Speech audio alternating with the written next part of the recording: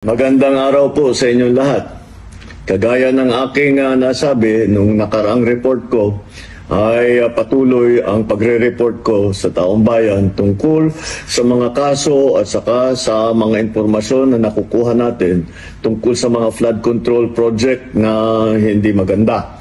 At kaya ngayon ay nais kong ipalaman sa ating mga kababayan na ang ICI at saka ang DPWH ay lahat ng nakuha nila na impormasyon ay ire-refer, ibibigay na sa ombudsman para imbestigahan ng ombudsman. Ito ay tungkol sa mga impormasyon ng dating Speaker Martin Romualdez at saka ni Saldico. Pag nakita lahat ng ebidensya, baka mag-file ng kaso ng plunder o anti-graft o indirect bribery. Malakas naman ang loob natin na yung ombudsman, ang ginagawa lamang ay sumusunod sa ebidensya.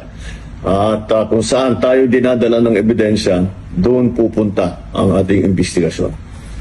Maraming salamat po.